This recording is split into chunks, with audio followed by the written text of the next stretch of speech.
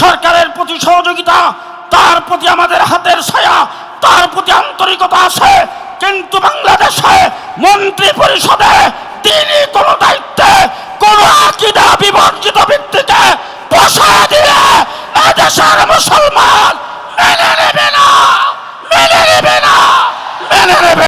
Shamim Kaiser Lincoln নামে এক সালাফি দাবিদার লামাজহাবি গাইবান্ধার পার্লামেন্ট মেম্বারকে, এই বিতর্কিত লোককে ধর্ম মন্ত্রণালয়ের প্রতিমন্ত্রী দেওয়া হয়েছে। এটা এদেশের মানুষ ভালো চোখে দেখে নাই।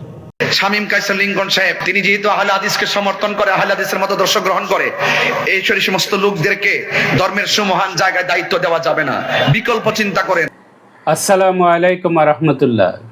কে এই বিতর্কিত শামীম কায়সার লিঙ্কন? তিনি কি আহলে হাদিস নাকি সালাফি? বিস্তারিত জানতে আমাদের সঙ্গেই থাকুন। গাইবান্ধা 4 আসনের সংসদ সদস্য মোহাম্মদ শামীম কায়সার লিঙ্কনকে ধর্ম বিষয়ক প্রতিমন্ত্রীর দায়িত্ব দেওয়ার পর থেকে তাকে নিয়ে আলোচনা শুরু হয়েছে। কওমি মাদ্রাসা সংশ্লিষ্ট কয়েকটি সংগঠন তার নিয়োগের বিরোধিতা করেছে। অন্যদিকে কয়েকজন রাজনৈতিক নেতা ও বিশ্লেষক তার নিয়োগকে ইতিবাচক হিসেবে দেখছেন। শামীম কায়সার লিঙ্কন 21শে আগস্ট বঙ্গভবনের দরবার হলে ধর্ম বিষয়ক প্রতিমন্ত্রী হিসেবে শপথ নেন। প্রধানমন্ত্রী তারেক রহমানের নেতৃত্বাধীন নতুন মন্ত্রিসভার সম্প্রসারণের অংশ হিসেবে তাকে এই দায়িত্ব দেওয়া হয়। 1980 সালের 23শে ফেব্রুয়ারি গাইবান্ধার গোবিন্দগঞ্জে জন্মগ্রহণ করেন শামীম কায়সার লিঙ্কন। তার বাবা আব্দুল মোতালিব আকন্দ এবং মা আফরোজা আনার বিলকিস। ছাত্রজীবন থেকে বিএনপির রাজনীতির সঙ্গে যুক্ত ছিলেন লিঙ্কন। 2006 সালের উপনির্বাচনে প্রথমবার গাইবান্ধা 4 আসনের সংসদ সদস্য নির্বাচিত হন তিনি। 2008 সালের নির্বাচনে স্বতন্ত্র প্রার্থী হয়ে পরাজিত হন। সর্বশেষ ত্রয়োদশ জাতীয় সংসদ নির্বাচনে বিএনপির ধানের শীষ প্রতীকে প্রতিদ্বন্দ্বিতা করেন লিঙ্কন। জামাতে ইসলামীর প্রার্থী আব্দুর রহিম সরকারকে 2112 ভোটের ব্যবধানে হারিয়ে তিনি বিজয়ী হন।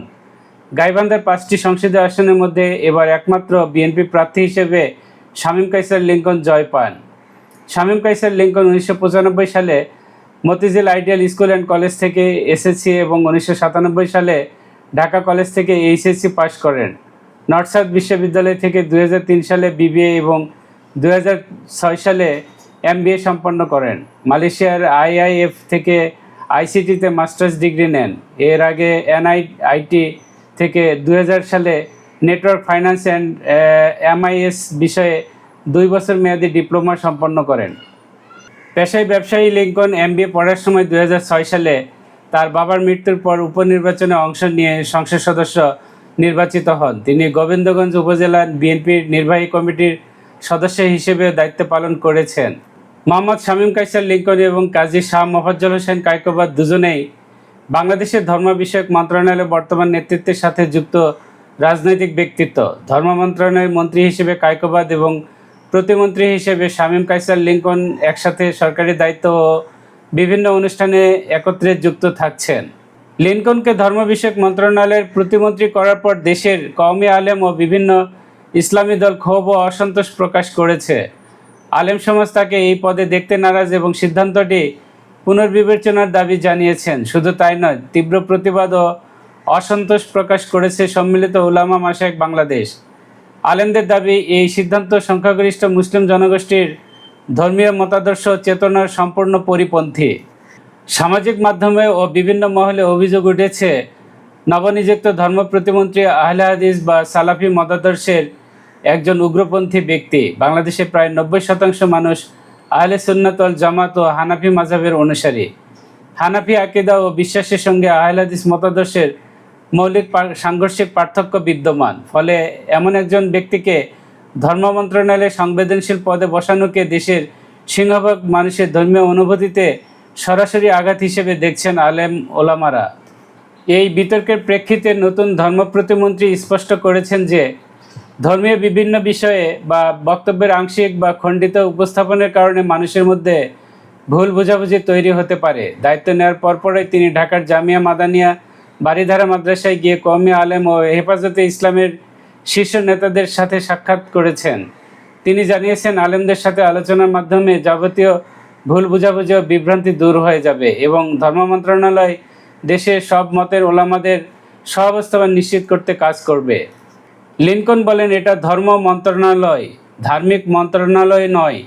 নবনিযুক্ত ধর্ম প্রতিমন্ত্রী শামীম কায়সার লিংকন বিভিন্ন মহলের আলোচনা ও ওলামায়ে কেরামের প্রতিক্রিয়ার প্রেক্ষাপটে এই মন্তব্য করেছেন। তিনি বোঝাতে চেয়েছেন যে ধর্ম বিষয়ক মন্ত্রণালয় মূলত একটি প্রশাসনিক সরকারি প্রতিষ্ঠান, যা সব ধর্ম ও মতের মানুষের নিজ নিজ ধর্মীয় আচার অনুষ্ঠান, হজ ব্যবস্থাপনা এবং প্রতিষ্ঠান পরিচালনার কাজ সমন্বয় করে। এটি ব্যক্তিগত বা নির্দিষ্ট কোনো গোষ্ঠীর ধার্মিকতার সার্টিফিকেট দেওয়ার বা বিচার করার জায়গা নয়। তিনি জানান যে বাংলাদেশ সাম্প্রদায়িক সম্প্রীতির দেশ। এই মন্ত্রণালয় শুধু একটি বিশেষ মত বা ধর্মের নয়, বরং ইসলাম সহ অন্যান্য সব ধর্মাবলম্বী ও তাদের ধর্মীয় গুরুত্বের অধিকার ও সেবা নিশ্চিত করতে কাজ করবে। ওলামায়ে কেরামের সঙ্গে মতপার্থক্য ও দূরত্ব প্রসঙ্গে তিনি বলেন, আলোচনার মাধ্যমে সব ভুল বোঝাবুঝি ও বিভ্রান্তি দূর করা সম্ভব। এখানে একটা বিষয় বলা প্রয়োজন যে শামীম কায়সার লিংকন আহলে হাদিস কিংবা সালাফি মতাদর্শে বিশ্বাসী, কিন্তু আহলে হাদিসের বড় সংগঠন বাংলাদেশ জমিয়তে আহলে হাদিস কিংবা বাংলাদেশ আহলে হাদিস আন্দোলনের কোনো নেতা বা সদস্য নন। 2012 সালে শেখ আব্দুর রাজ্জাক বিন ইউসুফের বক্তব্য শুনে অনুপ্রাণিত হয়ে সহিহ আকীদা গ্রহণ করেছেন ধর্ম প্রতিমন্ত্রী শামীম কায়সার লিংকন। তার ওয়াজ ও বয়ানে কোরআন ও সহিহ সুন্নাহর আলোকে জীবন পরিচালনার এবং ভ্রান্ত আকীদা বা কুসংস্কার পরিহারের উপর জোর দেওয়া হয়। তার সাবলীল ও দ্ব্যর্থহীন বক্তব্যে অনুপ্রাণিত হয়ে দেশের বিভিন্ন প্রান্তের সাধারণ মানুষ ছাড়াও অনেক শিক্ষিত ও পরিচিত ব্যক্তি সহিহ আকীদার পথে এসেছেন। শামীম কায়সার লিংকন তিনি বিএনপির রাজনীতির সাথে যুক্ত এবং এ কারণে তাকে মন্ত্রীর দায়িত্ব দেওয়া হয়েছে, ব্যক্তিগত পরিচয়ে নয়। ব্যক্তিগত পরিচয়ের বাইরে দলীয় অবস্থান, সংসদ সদস্য হিসেবে ভূমিকা এবং দীর্ঘ রাজনৈতিক সম্পৃক্ততার কারণে মন্ত্রিসভা সম্প্রসারণের অংশ হিসেবে তাকে এই দায়িত্ব দেওয়া হয়েছে। শামীম কায়সার লিংকন মূলত উচ্চশিক্ষিত একজন উদ্যোক্তা এবং রাজনৈতিক ব্যক্তিত্ব, যিনি বর্তমানে ধর্ম মন্ত্রণালয়ের মতো একটি সংবেদনশীল বিষয়ে চ্যালেঞ্জিং দায়িত্ব পালন করছেন। আসসালামু আলাইকুম ওয়া রাহমাতুল্লাহ।